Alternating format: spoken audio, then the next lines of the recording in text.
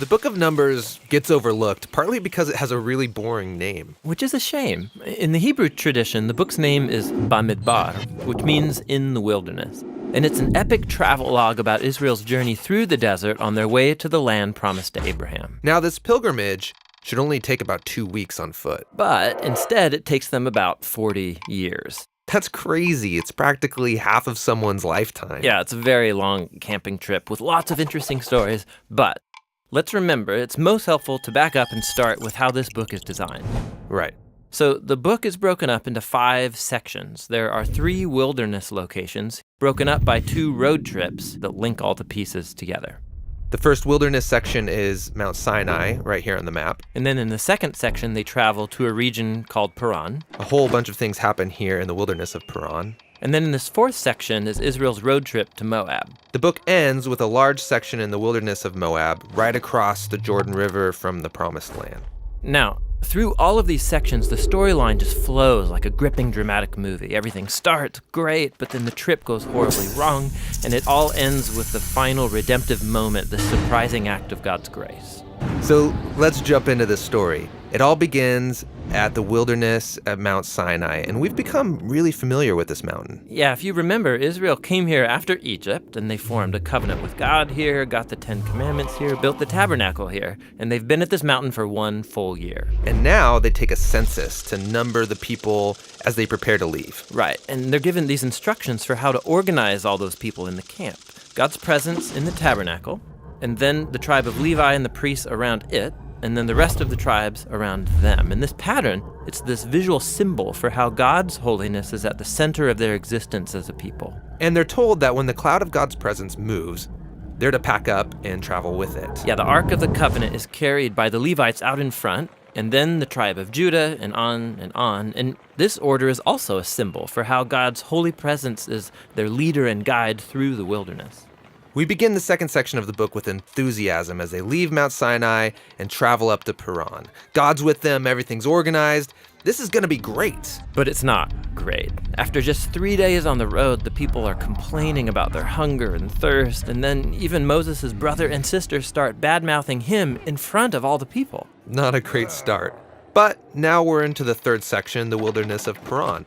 This is where they send the 12 spies to scout out the Promised Land.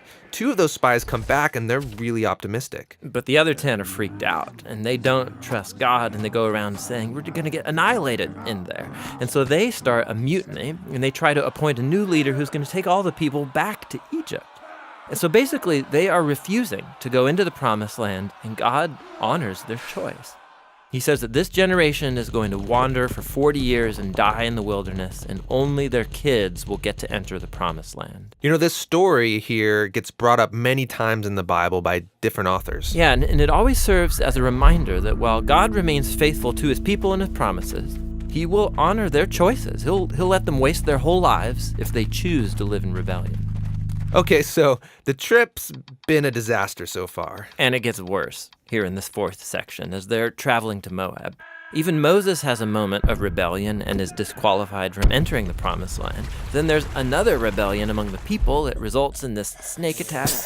And what makes all these rebellions even worse is that every step of the way, God has been providing. He's been offering forgiveness. He's been giving them food and water and this crazy stuff called manna. Yeah, what is that stuff? Yeah, no idea. But in spite of all this, they keep complaining, and they say that they wish they had died in slavery in Egypt. If I was God, I would just give up on these guys. You would think. But that's what makes this story in the final section so surprising. Israel has just arrived in Moab, and the king of Moab, he's freaked out that this huge group of people is traveling through his land. So he hires this pagan sorcerer named Balaam to pronounce curses on them. This guy means business. Yeah, and so Balaam, he says, okay, I'm going to pray to the Hebrew God, and let's see what happens. And 3 different times he attempts to curse them, but each time he finds that he can utter only blessing.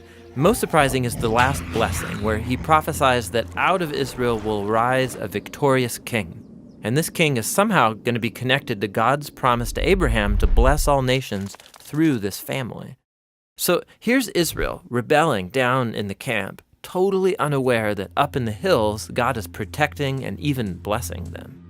The book ends here in Moab. Israel's getting ready to go into the Promised Land, They count up everyone again, just like at the beginning. They're leaving the old generation behind, including Moses. But before they leave Moses, he gives them his last words of warning and wisdom. And that speech is what the next book, Deuteronomy, is all about.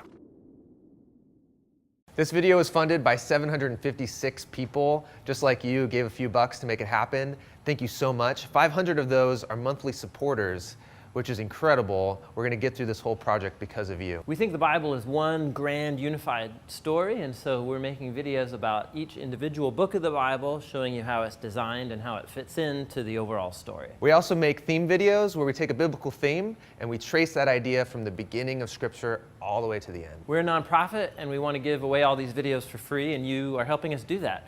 You can go to our website, jointhebibleproject.com. You can give a one-time gift. You can sign up to become a monthly supporter.